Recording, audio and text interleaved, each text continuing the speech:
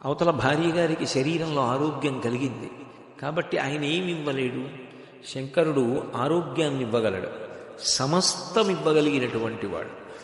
శివభక్తిలో ఉన్న గొప్పతనం ఏమిటంటే అన్నిటికన్నా దాని వలన కలిగేటటువంటి గొప్ప సంతోషం మనశ్శాంతి.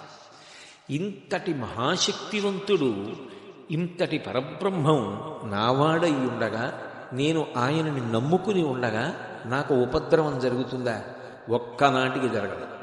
ఆయన నన్ను కాపాడుకుని తీరుతాడు. కాకపోతే కర్మఫలం అనుభవించాలి, ఏదో కష్టం వస్తుంది, మానసికంగా అనుభవించాలి, శారీరకంగా అనుభవించాలి తప్ప నేను చెయ్యవలసిన పుణ్యకార్యాలకి ప్రతిబంధక స్వరూపమైనటువంటి ప్రమాదం మాత్రం ఒక్కనాటికి జరగదు.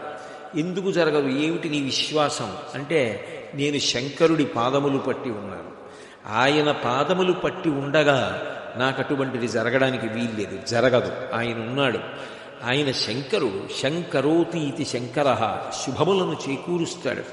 కాకపోతే చేసిన కర్మలు ఉండవచ్చు, దాని ఫలితాన్ని ఏదో దుఃఖరూపంలో అనుభవించాలి.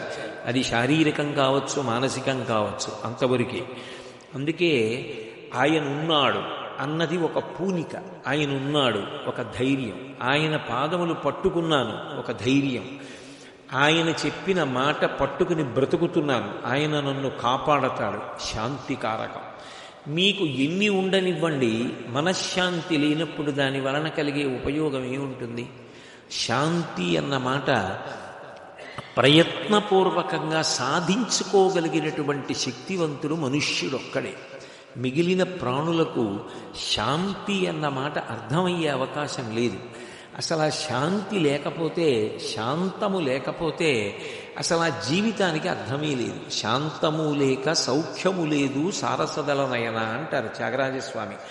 శాంతి లేనివాడికి, ఆ శాంతమును పొందనివాడికి ఎన్ని ఉండేవాడు సంతోషంగా ఉన్నట్టు? ఎన్ని ఉన్నా సంతోషంగా లేడు.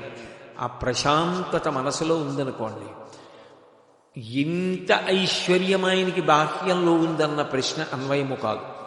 ఆయన లోపల మహదైశ్వర్య సంపన్నుడు. ఎందుకంటే